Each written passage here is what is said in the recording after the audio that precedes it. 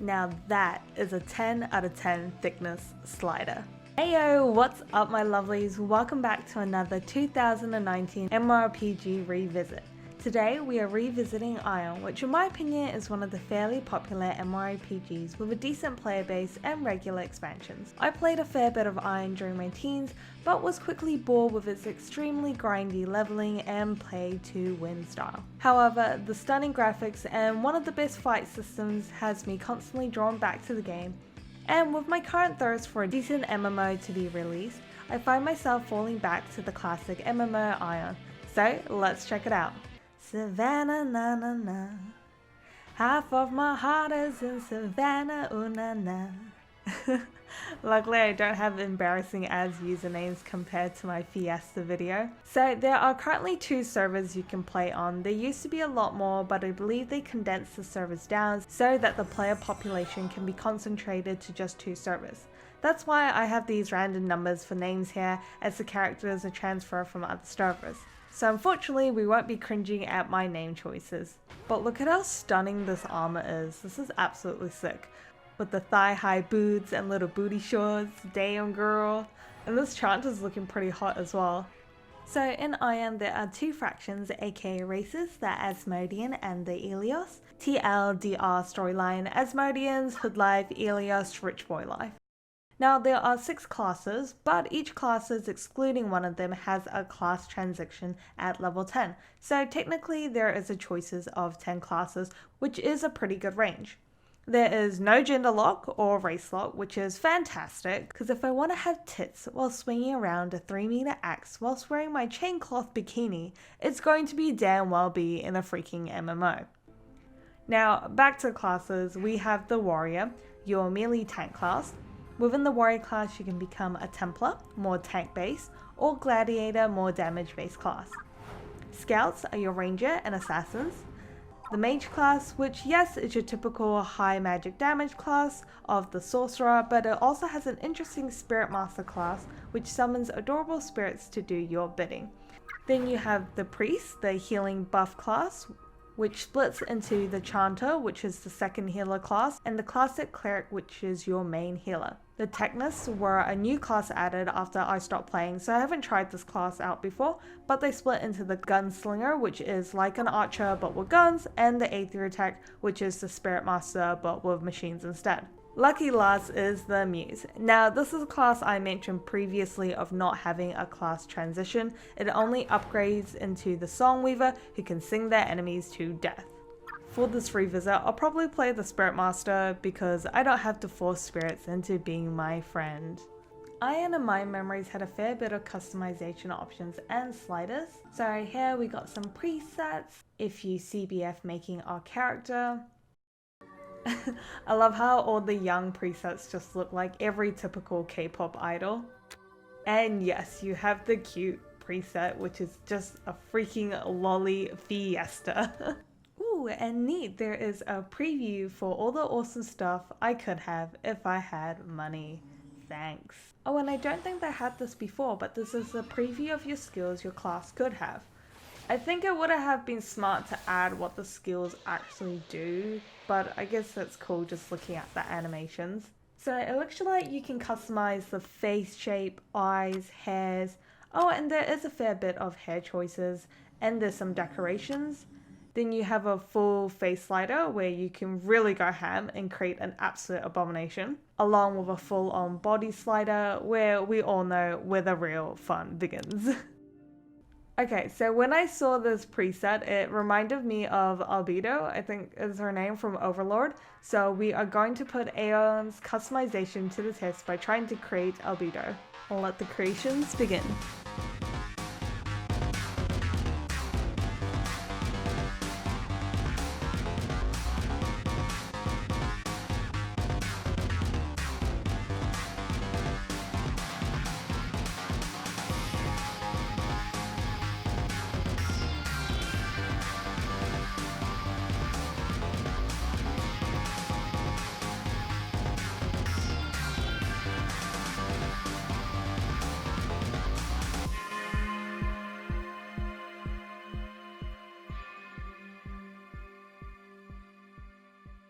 So I think we got a fairly good overall feel of Albedo, but what is lacking is the finishing touches.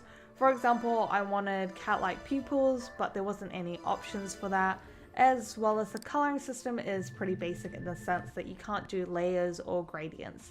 So because it's lacking more advanced customization features, I'm going to give it a solid 6.5 out of 10. So this seems to be the starting area for the Asmodeans.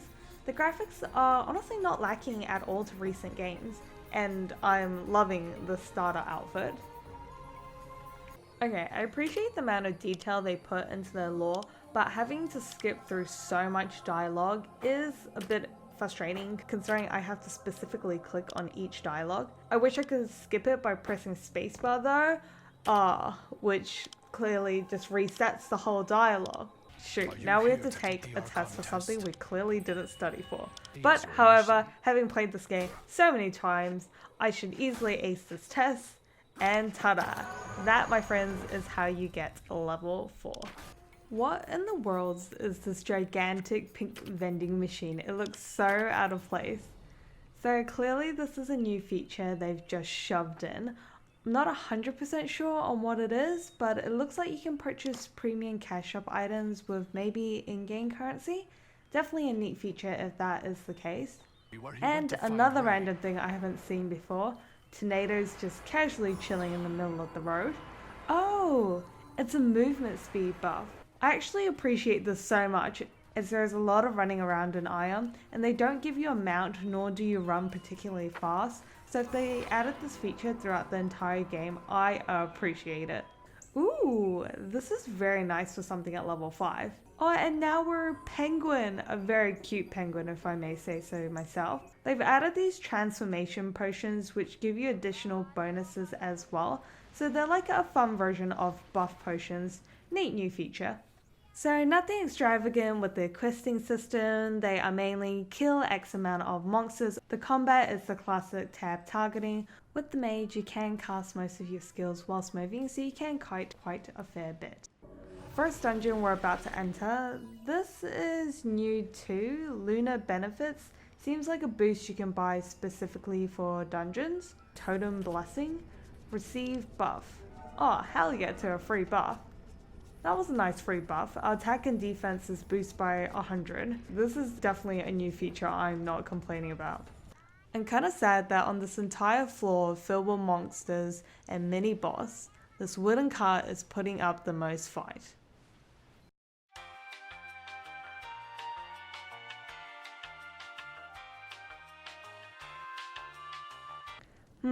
I can definitely tell that the buffs are a bit OP and they debuffed the bosses a lot as this dungeon just felt way too easy. You can tell the difficulty of the monster by how many white circles there are next to their HP. Considering this boss had 4 out of 5 white circles, we really shouldn't be two-shotting it. Look at this sexy level 9 chica! And since we hit level 9, we have to do our ascension quest, which is our class upgrade quest. Sir, this is polar bear abuse. They are endangered species. I would appreciate it if you stopped. See, now you've just gone and pissed off Miss Polar Bear. Nothing too grand with the Ascension. You literally pick which class you want to become, the Sorcerer or the Spirit Master. In my case, I want to become a Spirit Master for the friends that will forever obey me. This is the armor we had during level 9. It's such a cute fluffy outfit. What I really like about Aion is that you can actually see the headpiece and it also changes with your hairstyle. We got a chest filled with new armor from our Ascension quest, so let's check that out.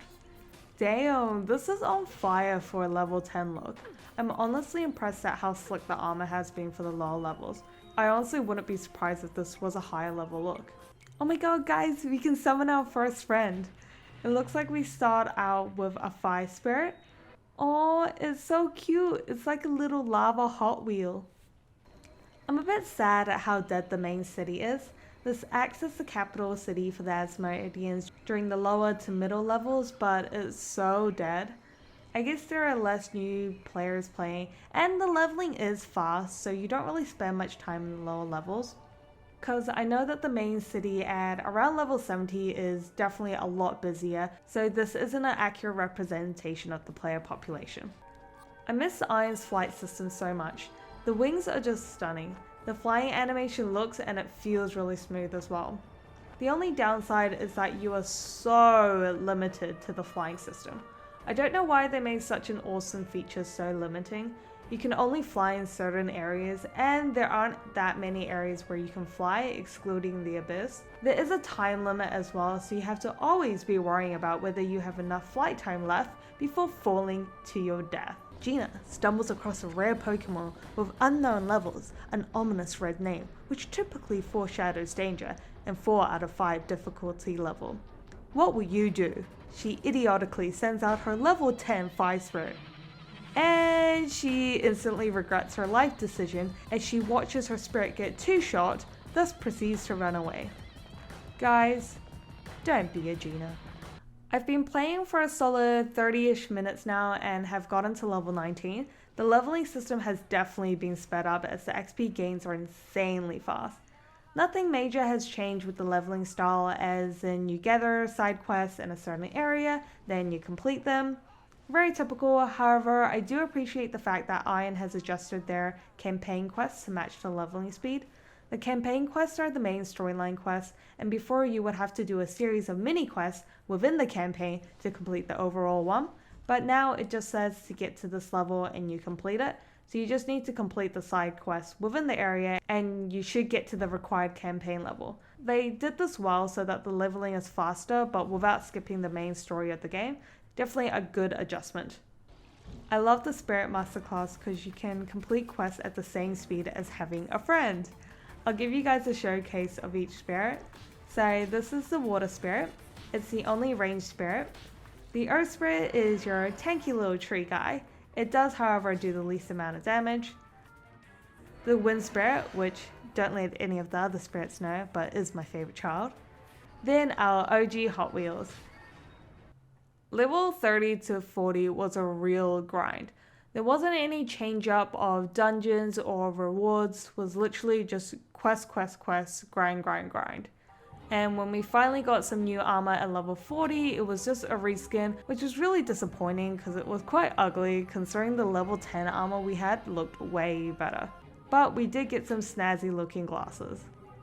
This is a totally new feature of the game that I didn't know about, but it's like a pet system. You get contracts with these pets and I believe they can level up and help you out in battle. But they don't seem to fight for you unlike a spirit, as my pet just stood there next to me looking all pretty.